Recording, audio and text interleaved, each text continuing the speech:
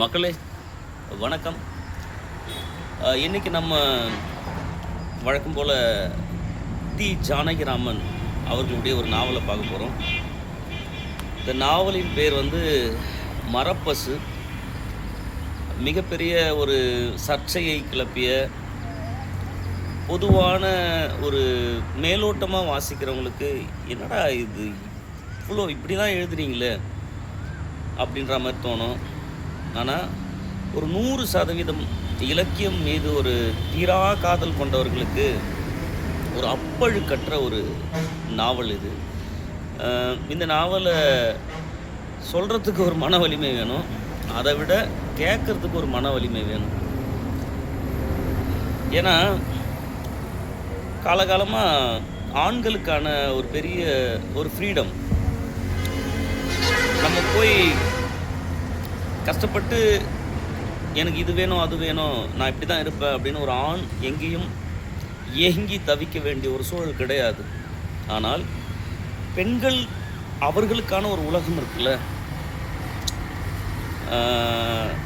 நரன் அப்படின்ற ஒரு எழுத்தாளர் வாரணாசி அப்படின்ற ஒரு ஒரு கதையில் ஒரு ஒரு பெண்ணுக்கு ஒரு டீ கடையிலேருந்து ஒரு டீ சாப்பிடணுன்னு ஒரு ஆசைப்படுவாங்க. அதிகபட்சமாக ஒரு டீ கடையில் ஒரு டீ சாப்பிடணுன்னு ஒரு ஆசை இருக்கும்.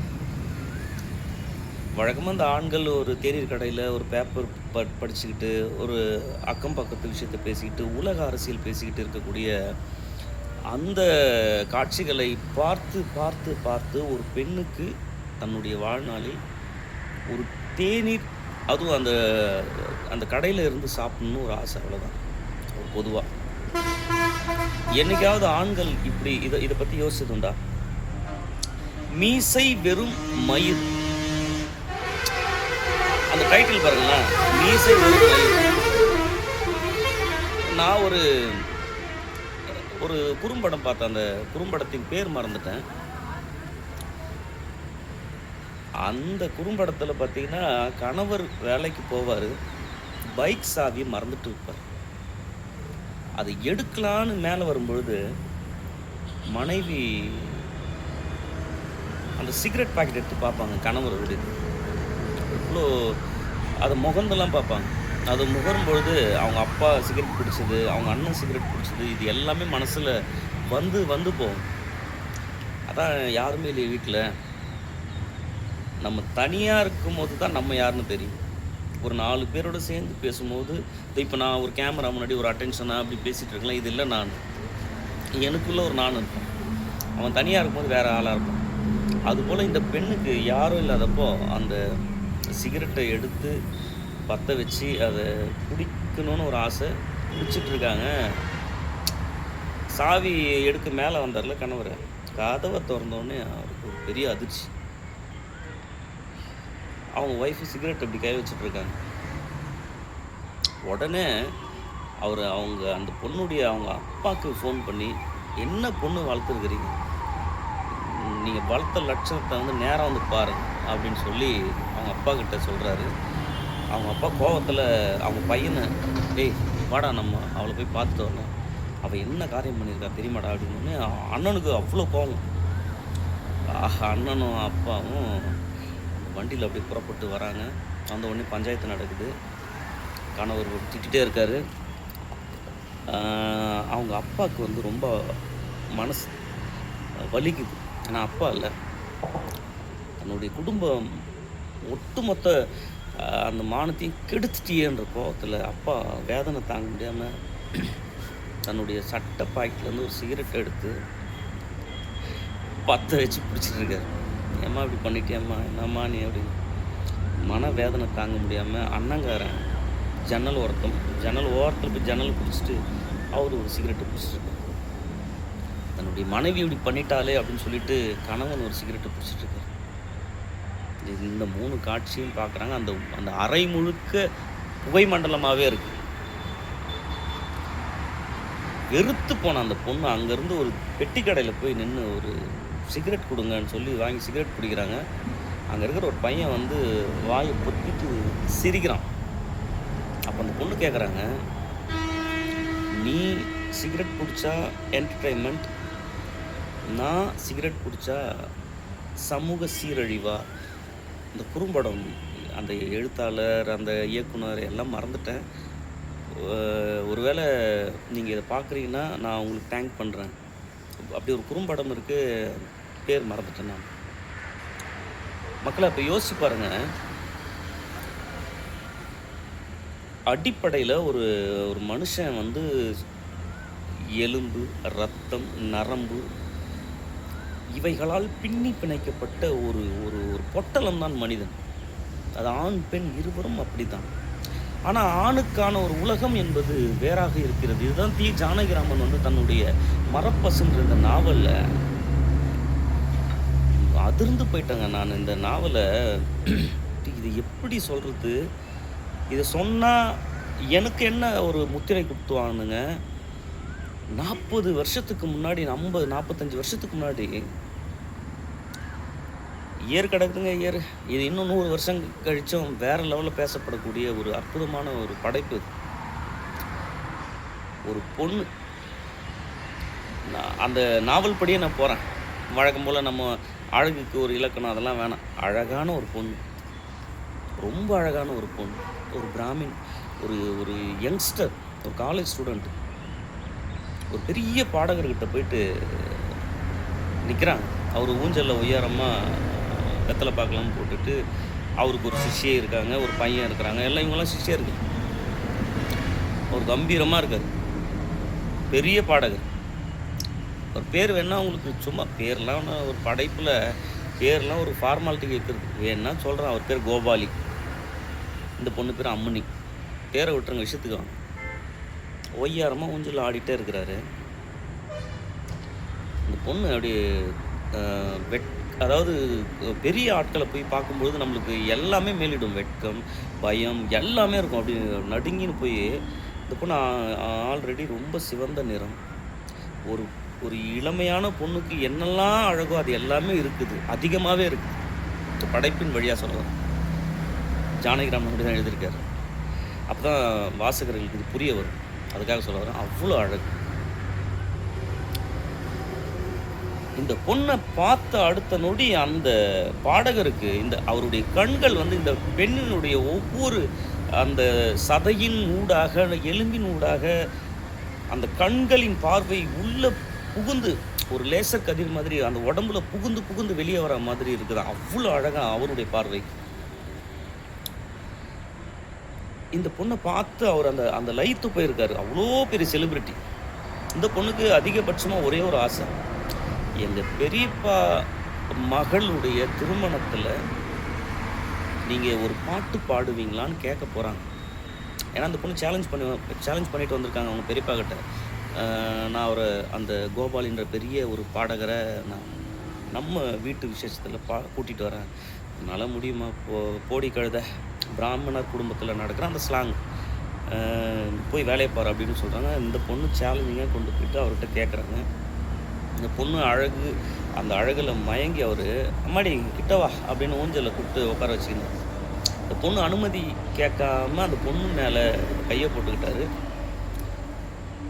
அந்த பொண்ணு இந்த கையை எடுன்னு சொல்ல முடியல, வச்சுக்கணும்னு சொல்ல முடியல. ஏன்னா பெரிய ஒரு ஜாம்பவானவர்.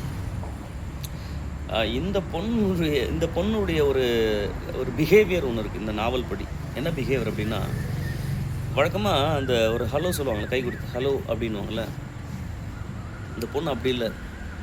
ஒரு ஆண் அந்த ஆணை பார்த்தா நான் ஏன் போய் அவனை ஒரு டைட்டாக ஒரு கட்டி பிடிக்கக்கூடாது, ஒரு ஹக் பண்ணக்கூடாது, ஒரு ஹக் பண்ணி நான் ஏன் ஒரு ஹலோ சொல்லக்கூடாதுன்னு ஒரு இது ஒரு முற்போக்கா இல்லை அழுத்தப்பட்ட ஒரு உணர்வின் வெளிப்பாடா, இது எதுவுமே நம்மளால் புரிஞ்சிக்க முடியாது. அந்த பொண்ணு எதை பார்த்தாலும் ஒரு வித்தியாசமாக யோசிக்கக்கூடிய ஒரு பொண்ணு.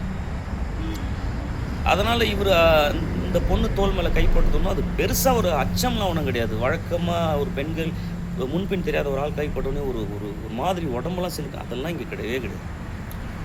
இதுக்கு இந்த பொண்ணுக்கு என்ன ஆசைன்னா, இவர் என் மேலே தோல் மேலே கைப்பட்டார்னா நிச்சயமாக என் வீட்டு விசேஷத்துக்கு இவர் வந்து பாடுவார் அப்படின்ற ஒரு ஒரு இந்த பொண்ணு அழகை பார்த்த உடனே தலைவருக்கு டிஸ்டர்பன்ஸ் யாருன்னா அந்த அவங்களுடைய 2 பேர், அந்த ஒரு வயதான அம்மா ஒருத்தவங்க, ஒரு ஒரு சின்ன பையன். இவங்க 2 பேரும் அவருக்கு பணிவிடை செய்யக்கூடிய ஒரு ஆட்கள் 2 பேர். ஒவ்வொரு காரணம் காஃபி கொண்டு வான்னு ஒரு ஆள அனுப்புறது, அவன் இன்னும் காஃபி எடுத்துட்டு வரலையான்னு அவன போய் பார்த்துட்டு வான்னு இன்னொரு ஆள அனுப்புறது, 2 பேரும் முடிஞ்சாச்சு. இந்த பொண்ணு மேல இருக்கிற அந்த ஈர்ப்புல டைட்டா கட்டி புடிச்சுட்டாரு அந்த பாடகர். கொஞ்ச நேரம் தான் அந்த பொண்ணு யோசிச்சுது. ஒரு கட்டத்துக்கு மேல அந்த அணைப்பு அந்த பொண்ணுக்கு தேவைப்பட்டிருக்கு.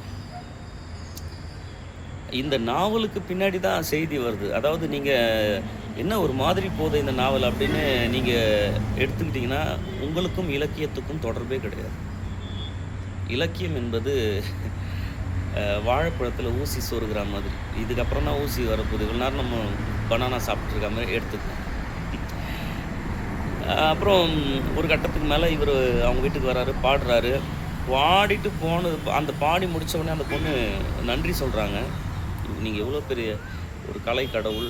நீங்க எங்க வீட்டு எளிமையான ஒரு வீட்டு விசேஷத்துல வந்து பாடி குடுத்தீங்க. நான் மறக்கவே மாட்டேன்." அப்படின்னோனே அவர் அவர் சொல்றாரு, "நன்றிய எங்க சொன்னா? வீட்டுக்கு வந்து சொல்லுடி" அப்படின்ட்டு போறாரு. அதன் புரிதல் அந்த பொண்ணுக்கு தெரியும். அந்த பொண்ணு பேரு அம்முனி. 22 வயசு, ஒரு காலேஜ் பொண்ணு. அம்முனிக்கு தெரியும்.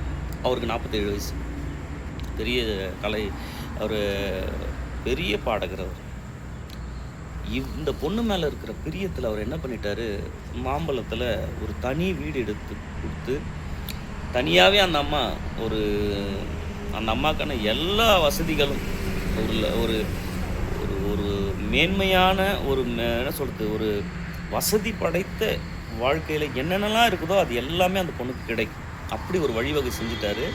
இவருக்கு ஒரு 10 நாள், 15 நாள் வருவாரு. அதுக்கப்புறம் கச்சேரிகள் அப்படி போயிட்டே இருப்பாரு. இந்த வசதி படைத்த, வயதான, அப்புறம் தன்னை விட வயது குறைவான ஒரு பெண்கள தேர்வு செய்த இந்த பெரிய மனிதர்களுக்கு ஒரு ஒரு ஒரு ஆழ் மனசுல ஒரு கொடூர புத்தி இருக்கும். அது என்ன புத்தின்னா, இந்த எனக்கானவ, இவள நான் துட்டு குடுத்து வாங்கிட்டேன். இவளுக்கு நான் வீடு எடுத்து குடுத்துட்டேன். இவளுக்கு எல்லா வசதியும் நான் ஏற்பாடு செஞ்சுட்டேன்.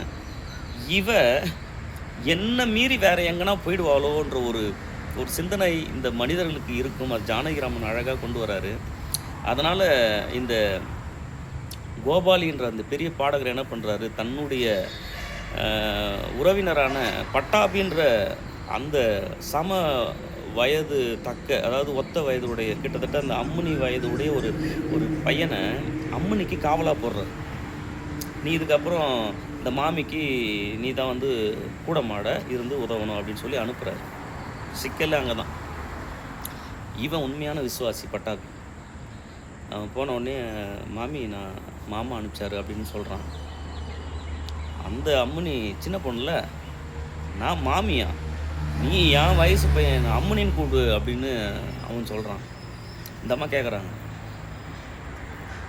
உடனே அவன் சொல்கிறான், "நான் எப்படி மாமா என்னை பார்த்தா என்ன நினைப்பாரு? இங்கே தான் மாமா இல்லையே" அப்படின்றாங்க அவங்க. அது பொருள் எக்கச்சக்கமான பொருள் அது. அப்போது ஒரு ஒரு கட்டத்துக்கு மேலே அவன் அந்த அம்முனின்னு சின்ன தம்பி படம் பார்த்துருக்கீங்களே, குஷ்பு, பிரபு. அப்போது அவன் அந்த அந்த அந்த அணுகுமுறை எப்படி இருக்கும், கிட்டத்தட்ட அந்த மாதிரின்னு வச்சிங்களேன். அந்த கட்டல்லாம் இருக்கும். அந்த பிரபு வந்து, "நீங்கள் எவ்வளோ பெரிய ஆள்" அப்படின்னு சொன்னோடனே குஷ்பு வித்தியாசமாக பேசுவாங்க. கிட்டத்தட்ட அதே மாதிரி ஒரு கதாபாத்திரம் தான் இந்த அம்முனி கதாபாத்திரம். அப்புறம் இந்த ஒரு ஒரு நிருபர் வந்து பேட்டி எடுப்பார் அந்த அம்மனிக்கிட்ட. அவர் பெரிய பாடகர் கோபாலி, நீங்கள் சில கச்சேரிகள் அவரோட வரீங்க, இப்போ உங்களுக்கும் பாடலுக்கும் எதனா தொடர்பு இருக்குன்னு பார்த்தா உங்களுக்கு பாடவே தெரியாது போல், அப்படி இப்படின்னு சில கருத்து முரண் வருது. இவனுக்கு, இந்த நிருபருக்கு, இந்த தனிமை, இந்த பெண்ணின் அழகு என்ன பண்ணுதுன்னா, இங்கே தான் யாருமே இல்லைன்னு சொல்லி அந்த பொண்ணை குண்டு கட்டாக தூக்கிட்டு பெட்ரூம்க்கு முயற்சி பண்ணுறான். வெளியே இருக்க பட்டாபி இதை வந்து கவனிக்கிறான். ஏதோ தப்பாக இருக்குது. இந்த பொண்ணுக்கு இது பிடிக்கலன்னு உணர்ந்த பட்டாபி அடுத்த நொடி சீறி பாய்ந்து வந்து அந்த இளமையான அந்த வயதுக்கு உரிய அந்த தேகம், அந்த கோபம் எல்லாமே இருக்குது பட்டாபிக்கிட்ட. அப்படியே அந்த நிருபரை தூக்கிட்டு வந்து குண்டு கட்டாக தூக்கிட்டு வந்து வெளியே போடுறான். அவன் ஓடிடுறான். இதை பார்த்த அம்மனிக்கு பட்டாபி மேலே ஒரு ஈர்ப்பு வந்துடுது. ஏன்னா இத்தனை நாட்கள் 47 வயதுடைய ஒரு ஆளோட இருந்து அவங்க என்னதான் அவங்க ஊட்டி ஊட்டி வளர்த்தாலும் இவங்களுக்கு அவங்க வயதுக்கான சில ஆசைகள்லாம் இருக்குல்ல. பட்டாபியை பார்த்த அடுத்த நொடி அவங்க கேட்குறாங்க, நீ எப்படி அவனை தூக்கிட்டு போய் வெளியே போட்டியோ அதேமாரி என்னை தூக்கணும் அப்படின்னு அவங்க அடம் பிடிக்கிறாங்க. இவன் முடியாதுன்றான். இது தப்பு, நான் செய்ய மாட்டேன், நீ செஞ்சு தான் ஆகணும்னு. ஒரு கட்டத்துக்கு மேலே அவனும் ஒரு ஆண் தானே, தூக்கிட்டு போகிறான். அப்புறம் இரவெல்லாம் அவங்க மகிழ்ச்சியாக இருக்கிறாங்க. அடுத்த நாள் பட்டாபிக்கு குற்ற உணர்ச்சி இல்லை, நான் இங்கேருந்து கிளம்புறேன் அப்படின்னு சொல்கிறேன். அப்புறம் அவங்க சொல்லி புரிய வைக்கிறாங்க, நீ ஒரு மடையன், நீ இதுக்கு மேலே இங்கே தான் இருக்கணும் அப்படி இப்படின்னு சொல்கிறாங்க. அப்புறம் ஒரு கட்டத்துக்கு மேலே இப்படி ஒரு போர்ஷன் போதா இவங்களுக்கு கொஞ்சம் வெளியில் சுற்றணும் அப்படின்னு. ஏன்னா இவங்க நார்த்து முழுக்க ஒரு ட்ரிப் ஒன்று போயிருப்பாங்க. யாரு கூட? அந்த பெரிய பாடகர் கூட. இவருக்கு வர மரியாதை அது இதுன்னு பார்த்துட்டு இவங்கள செயற்கையாக சிலர் பேசுறது, இவங்க செயற்கையாக வணக்கம் பண்ணுறது. அப்புறம் இவங்க யோசிக்கிறாங்க, இந்த அம்முனி, நம்ம ஒரு ட்ரிப்பு யூரோப் ட்ரிப் ஒன்று போகலாம் அப்படின்னு சொல்லி இந்த அழகான ரொம்ப இவர் அடிக்கடி சொல்லுவார், நிலவுக்கு கை கால் முளைச்ச மாதிரி இந்த பெரிய பாடகர். இவங்க கேட்பாங்க, நான் ஒரு ட்ரிப்பு போகிறேன், நான் ஃபாரின் போகணுன்னு ஆசைப்பட்றேன். இவர் எப்படி மறுக்க முடியும்? ஏன்னா இவர் எவ்வளோ புகழ்ந்துருக்காரு, நீ பெரிய அழகி, உனக்கு நிலவுக்கு கை கால் முளைச்ச மாதிரி. அந்த அழகி கேட்குறா, நீ எனக்கு துட்டு கொடுறா, நான் ஃபாரின் போகணுன்னு. மறுக்கவே முடியாதுல்ல, கொடுத்துட்டாரு. ஃபாரின் ஃபுல்லாக சுற்றுறாங்க. ஃபாரினில் போய் சும்மா இல்லை இந்த அம்மா இவங்களுக்காக ஒரு ரெண்டு மூணு ஆண்கள், 2 ஆண்களோட ஒரு ரூமில் இன்னொரு பெண் இப்படிலாம் வாழுறாங்க. இவங்களுக்கு பிடிச்ச மாதிரிலாம் வாழுறாங்க. அங்கே ஒரு ஃபாரினரு, அங்கே ஒரு வாழ்க்கை, அதெல்லாம் முடிச்சுட்டு போதுண்டா இந்த இந்த என்ன சொல்கிறது, இந்த இன்ப வாழ்க்கைன்றது போதும்னு ஒருத்தவனோடு அங்கே வெளிநாட்டில் இருந்த அந்த அனுபவத்தோடு போதுன்ற ஒரு நிறைவோடு இருப்பாங்க. ஆனாலும் அவங்க ஆழ் மனசில் இந்த பட்டாபி உடைய அந்த ஒரு தீரா காதல் இருக்கும். மக்களை கொஞ்சம் யோசிச்சு பாருங்கள். ஜானகிராமன் அந்த ஒருவனுக்கு ஒருத்தி இந்த மாதிரி சில விஷயங்கள் எல்லாத்தையும் ஒரு கொஸ்டின் பண்ணுறாரு. எல்லார் ஆழ் மனசுலையும் ஒரு அந்தரங்கம் இருக்குது. அந்த அந்தரங்கத்தில் ஆண் எல்லா வகையிலையும் தப்பிச்சிட்றான். எப்படி செஞ்சாலும் கல்லானாலும் கணவன், புல்லானாலும் புருஷன் சொல்லி ஒரு பிராண்டு குத்தி அவன் தப்பிச்சிட்றான். அவன் 1000 பேர்கிட்ட போனாலும் அவன் ஒரு ஆம்பளை தானேன்னு சொல்கிறாங்க. என் பெண்களுக்கு அந்த மாதிரியான சில ஆசைகள் இல்லையா அப்படின்லாம் ஒரு